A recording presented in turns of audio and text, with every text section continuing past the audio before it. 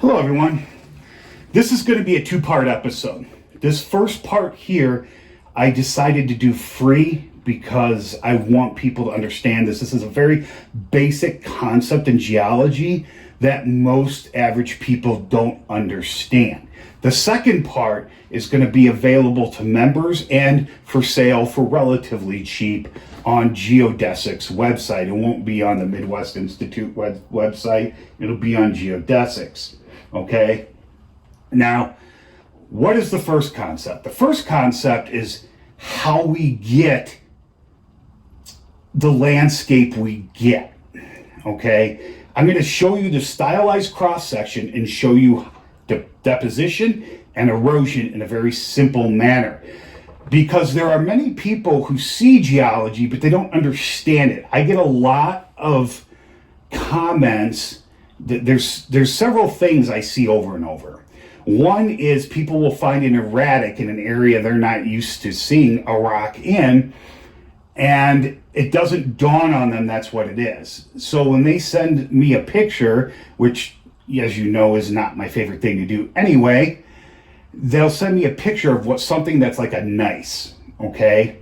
And they've never been to Canada or the UP or way out west, okay? They've been in the Midwest their whole life. And they'll be like, oh, I found this in wherever Indiana or wherever Illinois. And then I'll be like, oh, it's a glacial erratic. I recognize that pattern. That's a gneiss from near the Sudbury area. It was brought down by the glaciers. And where you are is about right in line with how that glacier moved. And then they'll come right back to me and be like, so are there more in the area? And I'll be like, no, there aren't, because you sit upon glacial deposits, which contain erratics such as this. And that is over Paleozoic mostly, or Phanerozoic rocks. You don't see rocks like that anywhere exposed because they're thousands of meters, feet, whatever, underground. And then they start asking me questions. Well, how did it get that way? And so there's this disconnect. Okay, I'm not going to show you glacial stuff today. This is just going to be a typical sequence of rocks being deposited in a basin. Because quite honestly, most sedimentary rocks we see are marine. All right, they're shallow marine. When I say shallow, I don't mean shallow like 45 feet or 15 meters. I mean shallow like the seas are on the continental shelf. That area experiences deposition, or you have what's called an epicontinental sea. This diagram could really be either or, but we'll say it's epicontinental sea, which is when the sea intrudes upon the land. We don't have many examples of this today, but Hudson Bay is one. Another is Indonesia area. Okay, although you could argue that's continental shelf, but whatever. But we used to have them more in the past, and there's times in geologic past we had a lot of them, and times when we didn't have very many like today. Okay, but when we have a lot, you get good preservation. All right, so that's the situation. Like, I'll just tell you another quick story. My mother, and I've done a video on this before, when we were up in Canada, because she had never been there, she would see these massive hills of rock outcrops. And she knew that most of the landscape that where she lives out near, I can't believe she never asked me about this before, out in the Keweenaw is sand. So she asked me if those rocks were on top of the sand. And I said, no, the sand sits upon the rocks. Rocks continue underground. And that was a concept she didn't know about. All right, we're going to see that here. The second part will be about lithostratigraphy, and it'll be very technical, but it's going to be based on what you're going to see here. That's why I'm having it in two parts. All right, so here we go. We're going to start out with a stylized cross-section illustrating geologic processes. Now here, you can see we have a scale. All right, this is to be inside the earth. All right, we'll just say this is 4 kilometers. And we have our vertical exaggeration because in order to show you what I need to show you, I can't do a 1-to-1 ratio, which means if I turn this 90 degrees, it won't be 4 kilometers up. it's going to be 4 divided by 8 kilometers. Okay, so 4,000 divided by 8, which is what, 200 meters? Something like that? No, 500 meters, sorry. 500 meters.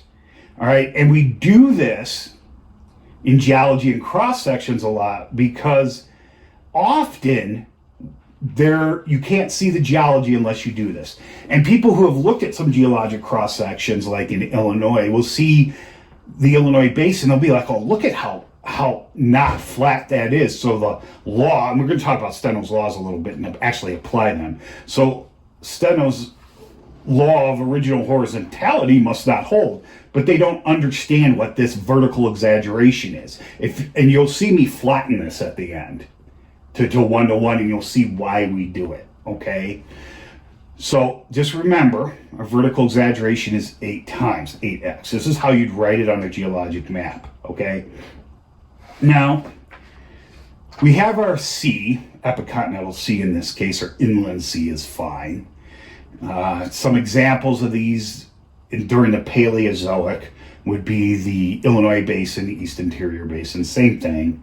The Michigan Basin, the Appalachian Basin. Yes, there is a structural basin in near the Appalachians and partly in the Appalachians that is a basin in geology, but in geomorphology, it's a mountain.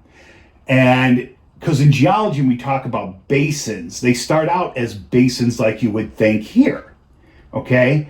But we speak about structural basins. Like the Baraboo Syncline in Wisconsin is a structural basin, okay?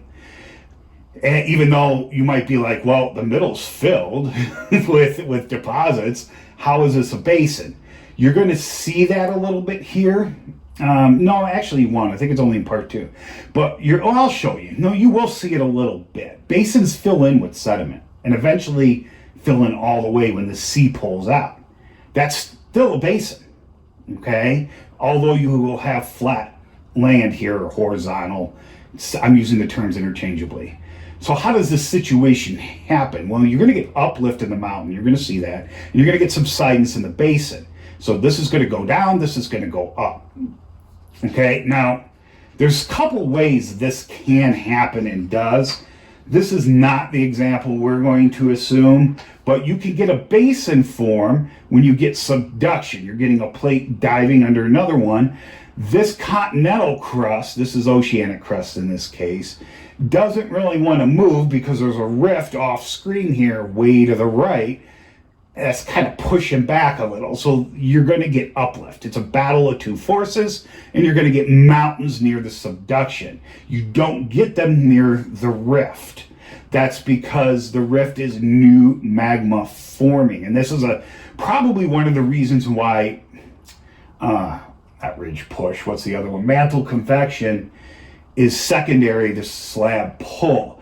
Because if it was primary, you would expect large above sea mountains along rift areas everywhere. And plus rift areas can happen anywhere. They can happen in the ocean, they can happen on the continent, they can happen anywhere. But subduction only happens on ocean plates.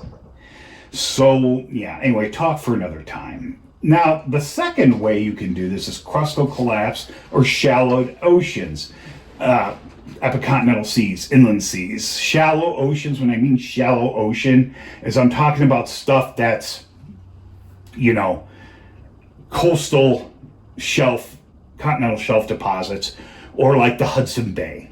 Shallow stuff like that. Technically, the Great Lakes are also shallow seas, technically, in a geologic meaning of the word, all right? They are not deep ocean basins. Even though they can be deep themselves, they're not going to be kilometers upon kilometers thick. This ocean basin, or epicontinental sea, may be a kilometer to a kilometer and a half deep at its deepest. More likely, it's only a couple hundred meters, okay? Now, subsidence can come from distal compression, all right? Like say off to the left here, I do have subduction, but it's way to the left, all right? And I'm having, this is a 4-arc basin, all right? So what that means is that plate's moving to the right. I get subsidence here, which causes compression here and I get uplift. Or something called crustal collapse. And we still aren't exactly sure how this happens, but it does happen. There's several times in the Precambrian this has happened, and you could arguably say the Paleozoic was another time this happened. But we get subsidence of the continents for whatever reason, allowing the oceans to creep in. Part of this might be the creation of new, more buoyant ocean crust, less heavy, less dense ocean crust to push on that mantle. So the ocean crust is actually higher to land surface or to ocean surface than it is today. Today we have a lot of old ocean crust. So it's going to want to sag a little bit, okay? And when that happens, it goes down, it pulls the seas out. You get a regression when the seas move out.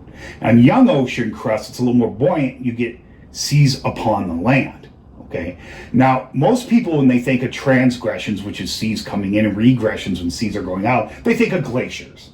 Glaciers spread, it'll drop sea level. They'll retreat, sea level goes up. Yes, that does happen, but you got to remember, that's not even 100 meters max, okay?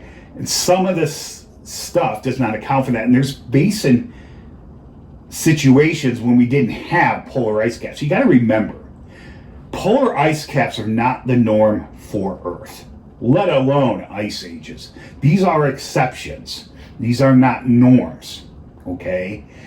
I'm not talking about climate change here or anything, although humans are vastly contributing to that. I'm just telling you how Earth is. In the past 4.5 billion years, polar ice caps have been rare, let alone glaciers, okay?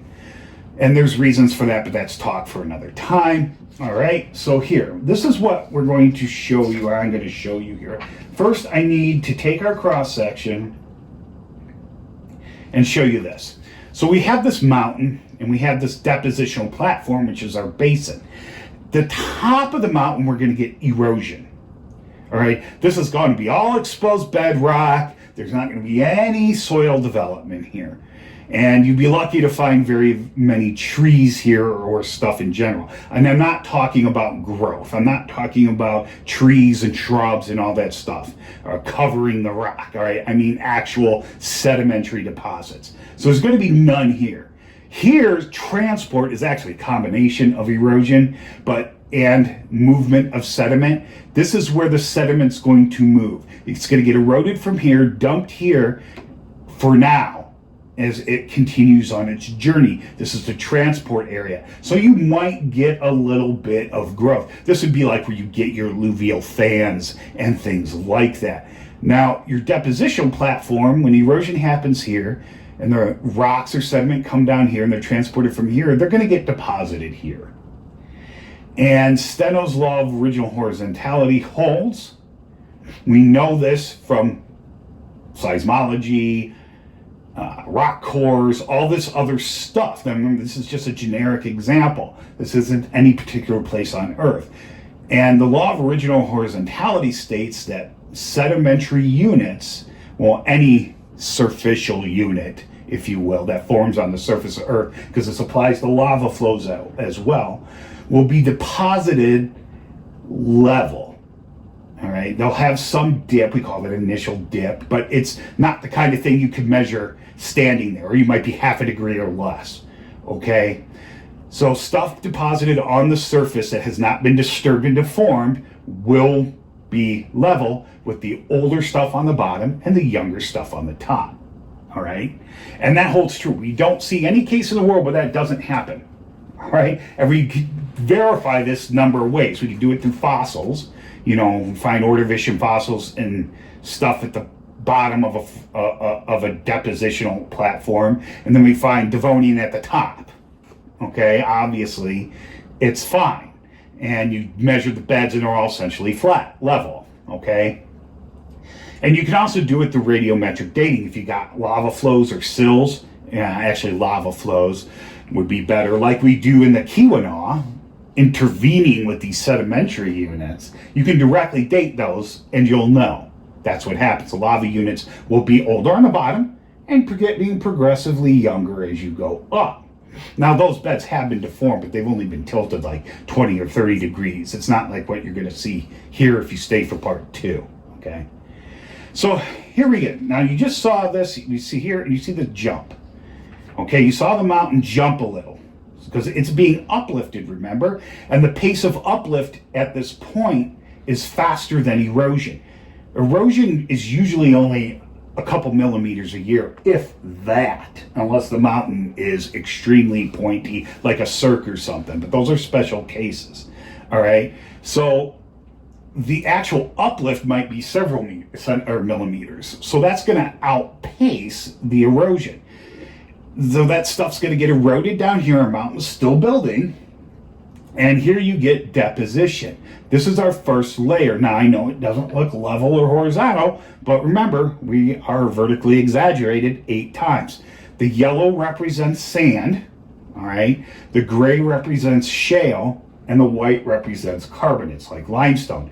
This is a typical marine sequence. Near the shore, you get coarse. Further out, you get mud, shale, siltstones, and way out, carbonates tend to form, okay? This doesn't always hold. I mean, you're not going to get carbonates if you don't have living things dying in mass quantity or the salinity isn't right to deposit carbonates, obviously, okay? But this is typically what happens. And a perfect example of this, where there's a misconception, is the lower or just the Cambrian in general in North America. The base is sandstone, and there's a huge formation that can be traced laterally over 7 or 8 states called probably more, the Mount Simon Sandstone or Mount Simon Formation. It's part of the old Potsdam, if you will, out east. We don't call it that anymore here, all right? But anyway, that gets deposited, and people are like, oh, see, massive universal-wide sandstones being deposited at once. It must have happened quickly. Yeah, but those same Cambrian deposits are referred to as the Great Carbonate Bank. Why? Because as you go away from the edges of the continent, which would have been, you know, say Middle Cambrian, they would have been, the sea line would have been near Baraboo, Wisconsin. Okay, so you're going to get, of course, you're going to get sandstone all the way through there, through Illinois. And then you'll start to see a little bit of mudstone. They're not very common there. And then you get these vast, thick carbonates, which cannot be deposited instantaneously because most of them are chemically precipitated. They precipitated from seawater in calm seas. They didn't precipitate, or they're not piles of just dead things. Okay, so I just wanted to make that clear. Now our mountain's gonna continue to uplift more, and we get a second sequence. But notice something. The second sequence is a little bit further than that first, not by much. So it hasn't changed much here, but you do see the sand's kind of moving inland because our basin is also subsiding. So we're getting a transgression. Our sea is moving towards the mountain, okay? Now here's our last one, our last transgression. You can see the orange is supposed to be conglomerate, okay? You know, pebbles and cobbles, that kind of thing. The orange is the sand, mudstone, limestone. But now at this point, our local tectonics stop. Both uplift and subsidence cease, okay? Now the basin's not going to get any deeper. All right, it's going to stay where it is. But this is going to get smaller. Why? Because we no longer have uplift, so erosion is going to dominate. We still have erosion here. We still have transport here. We're still going to get deposition here, even though the mountain has stopped uplifting and the basin stopped subsiding. So here you can see the mountain has eroded X amount of time later, and we see the same process. But now we see our sand is further out than it was here. This is how you recognize what we call transgressions and regressions in sequence stratigraphy. Our sand was further out here, and it got closer to the land here, and even closer here. That tells me there's a transgression of the water, okay? Now it's moving seaward. That tells me there's a regression, okay? And even further, now we have almost no sea left. The mountains eroded a lot more. This is the law of superposition being shown. This was our oldest, this is our youngest. Now for part 2, you are going to see, here, I'll just wait till I get to it. But anyway, this was all pre-existing, okay? Doesn't matter how old it is for this purpose. Now, we go one more, and this is a concept of conformities, because a lot of people don't understand this. Conformities do not continue forever. Unconformities do not continue forever. Between the Neoproterozoic and the Cambrian, you'll often hear there's a global unconformity. That is true to an extent. What do you mean by global? If you're talking about completely everywhere over every part of the planet, that's not true. And we as geologists will say stuff like that. We know what we're talking about, but the average person is going to understand it in the way they do, and they're going to assume it's global. There are places in North America, and especially Antarctica, where deposition from the Neoproterozoic to the Cambrian was continuous. Matter of fact, there's places in Antarctica you can't even tell where the Cambrian begins and the Neoproterozoic ends. All right, they still, you look at the geologic maps done in the 70s and 80s, and they got question marks. I'll have the C symbol with the line through it is Cambrian, and a question mark next to it, because they don't know if that's Neoproterozoic or Cambrian. So you had continuous deposition, and they haven't solved the problem yet because, there's a, kilometer and a half thick ice sheet there, so you can only see what you can see, and I have to get special permission to get samples, and you have to go to either the shore of the continent where stuff tends to be younger. The older stuff is in the transantarctic mountains. There are a couple exceptions to this. So that means a day helicopter ride there and back. So, you got to be a little more, you got to understand why that is. Now, if Antarctica had no ice on it and we could go there easily, they would have answered that question by now. But here you see, you have unconformity where the landward side is, and a conformity where the basin is, because you're still getting active deposition. So you have conformities. You might have tiny, what we call diastems or non-depositional bits here, okay? And technically, bedding planes are unconformities. They just represent very small missing periods of time, and there's no way we can quantify exactly what that is. It could be a few days, a few weeks, a few years, 1,000 years. It's there's no way to quantify it. All right, we just know it's not a lot. And your unconformity is landward side. Notice the continents tend to weather, and stuff gets transported out seaward, okay, or into intercontinental basins. All right, now this is just clastic stuff I'm talking about getting eroded. Stuff like the carbonates, they apply to a different rule. But you know what's weird? If you get an influx, like say there was some sort of event that made this extremely susceptible to erosion, and you just got massive amounts of erosion and it just kept pouring into the sea, this sandstone will come up further, and when you get clastic input like that, the carbonates, they shut off. It changes the chemistry enough to where clastic deposition dominates. Is there such a thing as sandy carbonates? Yes. Is there such a thing as calcareous sandstone? Yes. But it takes time to turn these things on and off too. But generally, one's going to be extremely dominant over the other. Okay? Now, you see here, if this got all buried, okay, from here on, and we started drilling into it, we're going to notice an unconformity here, but we're going to get here and notice deposition's continuous. See, unconformities and conformities do not continue forever. All right, let's go to the next slide. All right, now, what has happened here? Well, we've got a little enigma here, if you will. Our sea is completely filled in now. It's way to the left of the screen if it even exists anymore. All right. Now, I'm just highlighting some lines here with some of the beds in here, because if you go to part 2 and watch part 2, this is going to be necessary for our lithostratigraphy, okay? But here I just want to show you that, yes, there is bedding here like this. It has already been deformed, okay? But we're going to still focus on this. So this is our last marine deposition here, and you can see the sandstone is even further away from the mountain. Here it was a lot closer, and here it's a lot further away. That means we're getting a regression. Sediments are or the sea has moved from right to left in this, okay? Now what's going to happen? Well, depends on if uplift happens again, or subsidence dominates, or it stays the status quo. We're going to say it's going to stay the status quo for a little bit. So now look at your erosion, your transport, and your diagenesis and lithification. See how much flatter, more level this is? Basin fill is complete. So anything that gets eroded from here is going to be transported here and here, and well, it would actually get deposited here unless this speeds up. Okay, so now it's not as narrow and pronounced as it was. Diagenesis and lithification. Diagenesis, for the purposes here, just basically means they ain't going nowhere. Lithification means they're starting the process of forming rock. And rock from sediment in geology, when it comes to lithostratigraphy, we don't care if it's solid rock or just loose sediment. We treat it the same way. We don't care. That's what the engineers worry about, that stuff. All right?